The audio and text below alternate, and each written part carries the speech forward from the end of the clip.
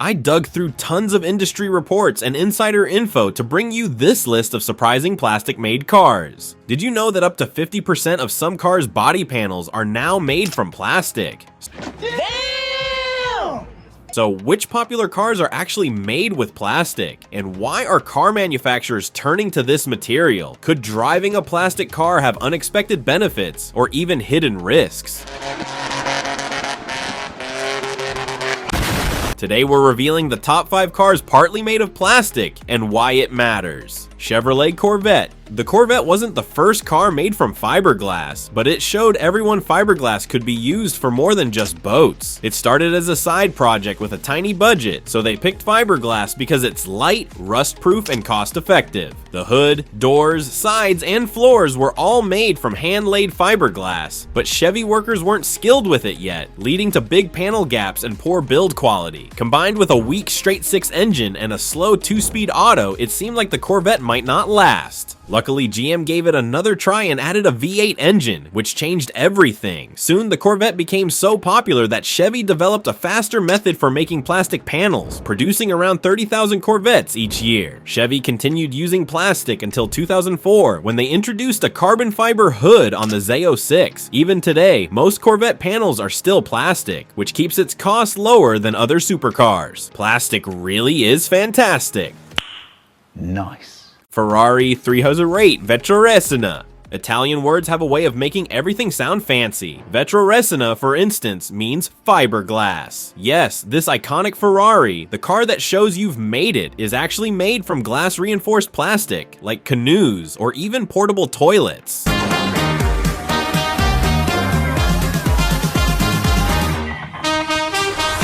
So what was Ferrari thinking? When they made the 308 GT4, it was so unpopular that they rushed to make a new model, but with limited time and money, they couldn't build machines to press steel. Instead, for 2 years, they handmade the car bodies from fiberglass. Believe it or not, this fiberglass 308 turned out to be the best version of them all. Not only was it rare and had a cool name, but it was 300 pounds lighter than the steel models. With a 250 horsepower 3-liter V8 engine, it was at its peak.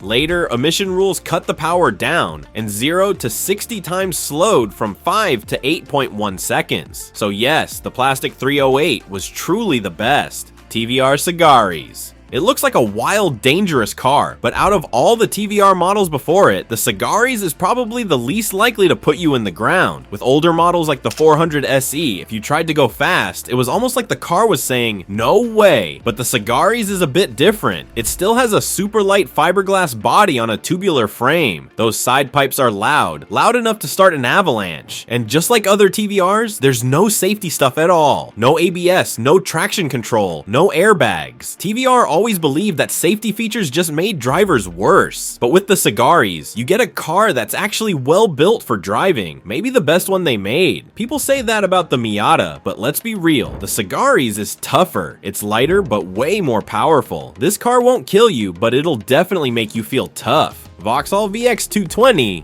also known as the Opel Speedster. This is one of the most overlooked sports cars, even though it's as impressive as its little brother, the Lotus Elise. The VX is actually based on the second generation Elise, developed by the same Lotus team and built in the same factory. But GM, its parent company, wanted it to feel a bit more American, bigger and more comfortable on rough roads. They also added safety features like airbags, ABS, and their own engines with extra power. With either the early 2.2 liter engine or the later 2-liter turbo, the VX 220 always had more power than the Elise. While the Lotus turns with safe, steady handling, the Vauxhall's back end slides a bit, making it more thrilling. Even Jeremy agrees, this is the winner. And here's a fun fact, the limited R version with just 20 extra horsepower was as quick as a Lamborghini Gallardo from the same year. Not bad for a car made from simple materials. BMW M1. In the 70s, BMW Motorsport decided they needed a car built specifically for racing, not just a family car turned racer. With some help from Lamborghini, they created the BMW M1, the first ever M car. But did it succeed? Not quite. To qualify for the race, BMW had to sell 400 units, which was difficult since the Lamborghini Countach was cheaper and offered a bigger engine, more power, and a flashier design. While the M1 looked good, it wasn't as striking as the Lambo. The M1's fiberglass body was cheaper than handcrafted aluminum, but here's the twist. On a racetrack or mountain road, the lighter BMW would leave the Lamborghini behind. Built for speed, the BMW was genuinely fast. Unfortunately, it never got a chance to prove itself in a major race. It could have reminded everyone what the M in BMW M stands for: motorsports. And today, seeing SUVs under the M label, it's hard not to chuckle.